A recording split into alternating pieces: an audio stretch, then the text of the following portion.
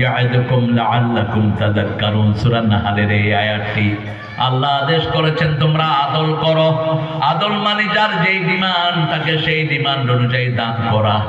আদল মানে হলো যার যেই প্রয়োজন সেই প্রয়োজনটা পূরণ করে দেয়া।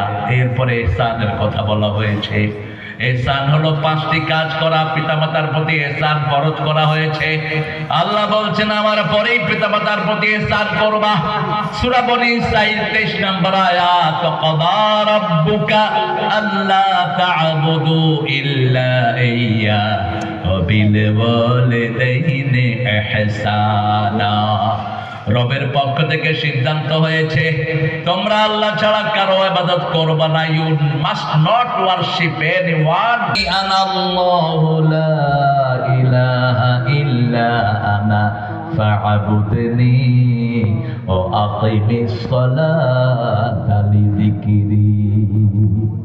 নিশ্চয় আমি আল্লাহ, আমি ছাড়া তোমার কোনো ইলাহ নাই, আমার ইবাদত করো।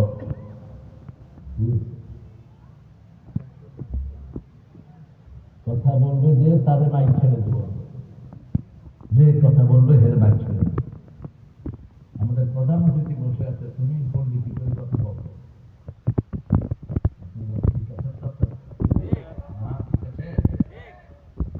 কোন সূরার কত নম্বর আয়াত বলতেছি বলো? সূরা তাহা কত? 14। কত? 14 নম্বর আয়াত।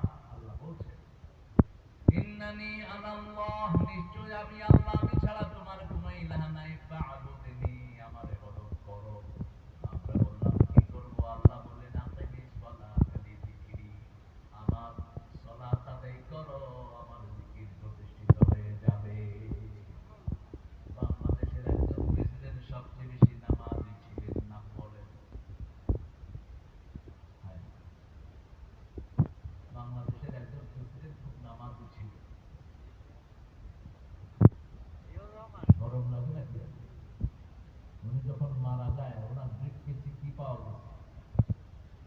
কি পাওয়া গেছে? কুরআন শরীফ। আল্লাহ তাকে নামাজের জন্য মাফ করে দিন। আমিন।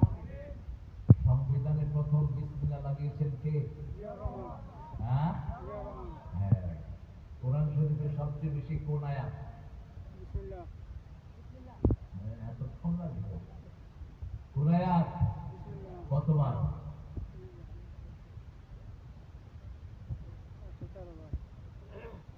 আপনারা এই সাধারণ জিনিসগুলো কেন জানবেন না? হ্যাঁ, একটা সূরার উপরে বিসমিল্লাহ নাই, 113 বার এসেছে। আরেকটা সূরার ভিতরে 114 মেকআপ করেছেন। কোন সূরার ভিতরে দিয়েছেন? সূরা নাহল। সূরা নাহলের ভিতরে দিয়েছেন ইন্নাহু মিন